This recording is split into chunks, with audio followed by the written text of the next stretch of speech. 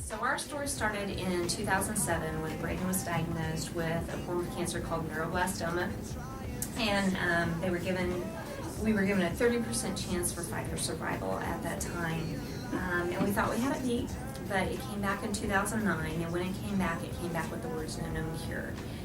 And the doctors told us basically that we just needed to spend our time really well, and we decided to fight. And so we started traveling between here and the Children's Hospital of Philadelphia and getting treatments, and we got really lucky. And we've been fighting his cancer for a little over 5 years, and he's in a second remission from his cancer right now. So we are very, very fortunate.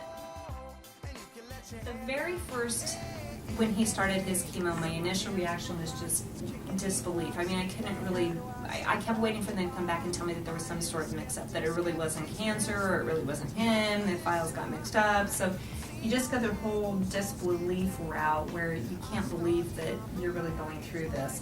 And then I got really angry that my kid was sick, and he had a 30% chance of living for 5 years. And he's just a little guy. He was only 3 at the time, and then I kind of got my game face on, and we just went in and we started fighting full force to try to get more time for him and to try to get him cured. So it was very scary, and it was a lot of work, and all of our lives were just completely dedicated to try to make him well, and in the process, we're hoping we can make other kids well. You were 4 years old. Yeah. I honestly don't know. Has it been kind of different having a brother with cancer? Yeah, because, I'm not really a normal kid. How so? Because, my mom's always telling me stuff about all this, money fundraiser. It just doesn't seem normal. So is it kind of strange to have, your family, your mom and your brother down at the hospital all the time while you were at home with Dad, and we were kind of split in 2 different places for about a year? Mm-hmm. Yeah. So tell me a little bit about that. Well, usually my mom and Dad are away a lot. Usually my dad, because he's always on business trips, so, it's just kind of, I don't really know how to describe it. Okay. It just felt different. Yeah, it's a little different. It definitely is hard to be the sibling of a kid with cancer, because so much of what you're doing is trying to fight for this guy's life, and the siblings in the meantime are the ones that kind of have to, they're not getting as much attention or not. I mean, and really so much of what we do is based around all of this, that it is different. It is a different kind of normal than what his friends have. And so we've had a lot of really great friends that have reached out and done stuff to help Zach. They'll take him different places and do different things with him. And so we're very lucky that we have some really good supports like that. Braden does have autism. And we've known since he was about 8 months old that that's probably what he had. And so we have done with the cancer, it's been kind of a split effect. There's some good things and some bad things. The bad things are that people were coming at him all the time with needles and poking, and nothing was ever the same. It was never reliable. Every day was different, and kids with autism kind of need that routine. And he really didn't have a routine, so that was hard for him. On the flip side, I think that having been in the hospital where people were constantly poking and prodding and nothing was always routine probably helped him, because he didn't ever get into a patterned rut, and he had to continue to accept things that were different, accept changes. The other thing that I think is a big blessing with the autism is he has no idea that he has cancer. He doesn't understand that. He has no idea that they told him that he was going to die. He never knew that the doctor said, "Braden Hofen, you're going to die." So he just kept fighting. And every day he got up, and every day he played, and he wanted to go to the park. And so his mind has always been very positive about, when I don't feel good, but I'm still going to go play. And I think that has been a tremendous help to him.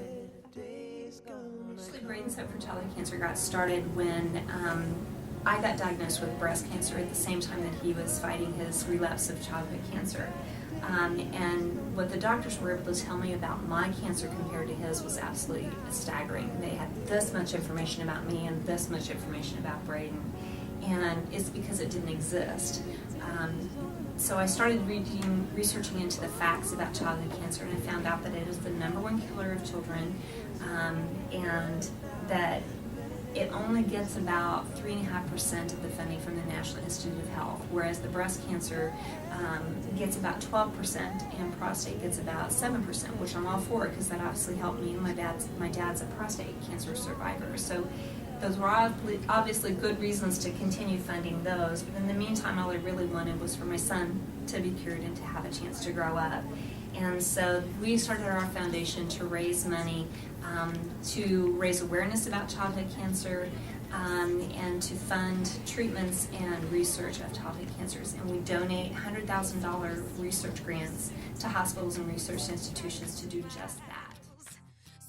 We've got a really good base, not just here in Kansas City, but kind of around the country. And what we try to do is we try to raise awareness. A lot of what we do is through social media. The old lady does Facebook and Twitter and all sorts of stuff that old ladies should not be doing, but it's amazing the impact that can make. And that's one of the ways that high school kids have been really helpful with, because you guys know what you're doing on that stuff. Getting the word out to everybody has just been huge.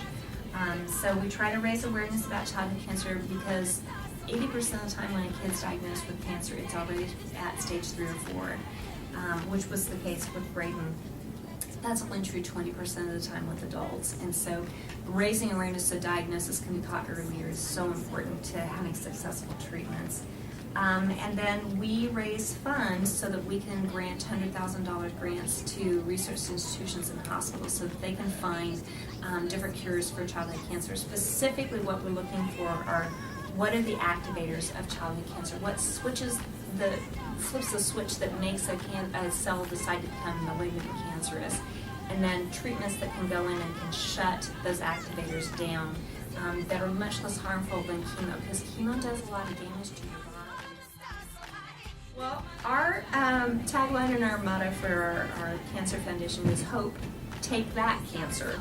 And the way that it came about is, honestly, there would be several times in Braden's cancer journey that something would go right. It seemed like a lot of things went wrong, but something would go right. And on those days, we were like, yes, something went right. And so we just started saying, take that cancer, every time something went right for us. And people really caught on to it and really liked it because it was a nice way to kind of fight back to cancer and kind of proclaim a little victory over it. So that's kind of how it got started going, and that's what we've been using for our tagline. And it's kind of an empowering statement to the kids that are fighting and the families that are fighting.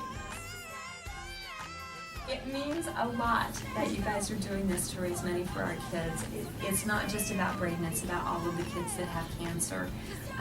And when I look at him and I see him going to 2nd grade and I see him sitting here beside me right now with hair and doing well and learning to play with Hulk like any normal kid, it means so much that other kids are reaching out to help kids like Braden and to help other teens that are going through this. I mean, we have babies that are just brand new born that still have cancer, and it means so much that people care and they're reaching out to try to help us to find treatments for these kids so that they have a chance to have a future. Have a Valentine's Day, sweetheart.